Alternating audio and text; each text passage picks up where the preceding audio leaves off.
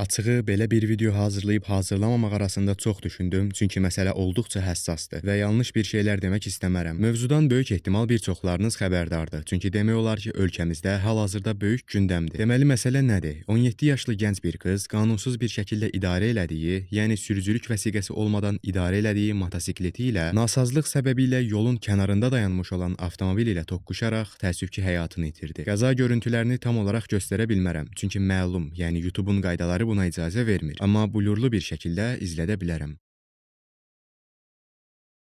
İtkilərin hər biri ağırdır, amma məncə gənc itkiləri bir qədər daha həssas və faciəlidir. Bu səbəbdən bütün hər şeydən öncə qızın ailəsinə səbir diləyirəm. Bu faciəvi hadisə ilk öncə xəbər saytlarında, daha sonra isə sosial şəbəkələrdə paylaşıldı. Hətta yəni hal-hazırda bütün ölkə bundan danışır desəm yalan olmaz. Qəza xəbərlərindən bir müddət sonra isə qızın atasının əslində tanınmış bir vəkil olduğu ortaya çıxdı. Xəbər saytları da sırf biraz daha diqqət çəkə bilmək üçün mövzunu bu şəkildə paylaşdı. Tanınmış vəkilin qızı motosiklet qəzasında həlak oldu. Klassik xəbər saytları, yəni çox da sorğulamağa dəyməz. Hətta bütün bu xəbərlər populyar olduqdan sonra bəzi iyrənc insanlar qızın şəxsi səhifəsindəki videoları izləyib, gəlib qəza videolarının altında yaxşı oldu ki, kimi qansızca rəylər belə yazdı. Bu şərəfsizlərin belə qan donduran mesajlar yazmalarındakı səbəb isə qızın sadəcə modelliklə məşğul olması idi. Reklama ehtiyacı olan obyektlərə çəkilişə gedib və öz pulunu bu şəkildə qazanırdı. Və videolarını da izlədim. Yəni açığı hər hansısa bir problem olduğunu da düşünmürəm. Əksinə, ən azından videolarına baxanda çox pozitiv və cana yaxın birinə bənzəyirdi. Sadəcə bəzi şərəfsiz və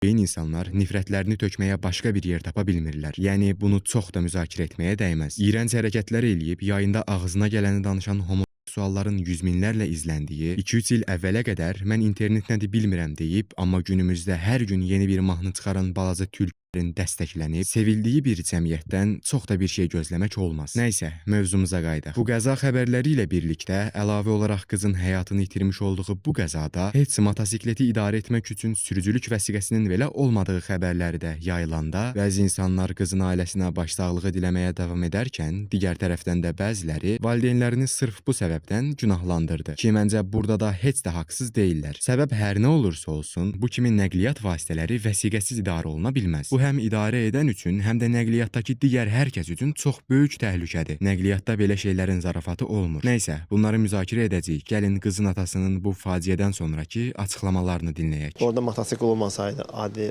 avtomobil olsaydı, indi ölüm olmazdı bəlkə, amma ona dəyəcəkdi. Çünki sağ tərəfdə də maşınlar keçirdi, sağ qaçırsa sağdakı maşınlar vuracaq. Bu da o şəkildə, yəni yolun sol tərəfində dayanmaq çox olduqca təhlükəlidir. Onu bir şəkildə ya sağa çıxartmalıdır, ya nasaz maşını süzməməlisən sən. Niyə nasaz maşını sürüb? Baxın, bəlkə də bir çoxumuz övlad itkisinin necə ağır bir dərd olduğunu heç vaxt başa düşə bilmərik. Hətta insan üçün bu həyatdakı ən ağır dərd məncə övlad itkisidir. İllərdir böyütdüyün, hər şeydən çox qoruduğun, qanından, canından olan doğma övladının faciəvi bir şəkildə həyatını itirdiyini görmək məncə sözlə ifadə oluna biləcək bir dərd deyil. Bu səbəbdən də bir daha valideynlərinə səbir diləyirəm. Amma qızın atasının vermiş olduğu bu açıqlamanın heç bir məntiqli tərəf olduğunu düşünmürəm. Solda nasazlıq səbəbilə yolun kənarında dayanmış olan avtomobil olmasaydı, belə bədbəxt bir hadisə yaşanmazdı deyir. Dediklərində müəyyən qədər haqlıdır, amma əsas mövzu o avtomobil orada olmasaydı nə olardı deyil. Sürücülük vəsiqəsi olmayan birinin motosiklet idarə etməsidir. İddialara görə, yəni bu qızın ilk motosiklet qəzası da deyilmiş. Bundan öncə də dəfələrlə qəzalar törədib, bunlardan yüngül xəsarətlərlə canını qurtara bilibmiş. Çox böyük ehtimalla da, yəni valideynlərinin də bunlardan xəbəri var idi. Qanunlarla yanaşı, qızın motosiklet sürərkən öz həyatını da təhlükəyə atdığını böyük ehtimalla bilirlərmiş. Yəni dediyim kimi, bundan böyük ehtimalla xəbərləri var imiş, amma göz yummağa davam ediblər. Buna görə də burada əsas problem kimisə günahlandırmaqdan çox ortada olan əsas problemi nəzərə almaqdır. Sürücülük vəsiqəsi olmayan biri motosiklet idarə edə bilməz. Bunun haqlı bir tərəfi yoxdur. Yəni yolun kənarında dayanmış olan avtomobil hər nə qədər tamamilə məsum olmasa da, məncə bu vəsiqəsiz motosiklet idarə etməyə haqq qazandırmır. Hər hansısa bir nəqliyyat vasitəsinin təlimini keçmədən vəsiqəsiz bir şəkildə idarə edənlər həm özləri üçün, həm də nəqliyyatdakı digər insanlar üçün çox böyük təhlükə yaradırlar. Yəni əgər məsələ qanunlardan gedəcəksə, birinci növbədə bunu dilləndirmək lazımdır. Bu faciəvi hadisə məncə bir çoxlarımız üçün çox təsirlidir, amma bu həmin gəncin etdiyi qanunsuzluğa kiminsə haqq qazandıra biləcəyi mənasını da daşımır. Bir daha deyim, başları sağ olsun. Əlavə olaraq bəziləri də deyə bilər ki, yeniyetməlik dövründə olan gəncləri idarə eləmək çox çətin olur. Onlar söz eşitmirlər, o yaşdakı gənclər öz bildiklərini eləyib onsuz da valideynlərinə qulaq asmırlar. Yox, bu mövzu olsun, ya da başqa bir mövzu məncə fərq eləmir. Bu bir səbəb ya da bəhanə olmamalıdır. Valideyn olmağın təməlində onsuz da övladını düzgün yetişdirmək, düzü səhvi, olar olmazı öyrətmək yatır. Hər şeyə də yeniyetməlik yaşıdır. Belə şeylər olar deyib keçəndə də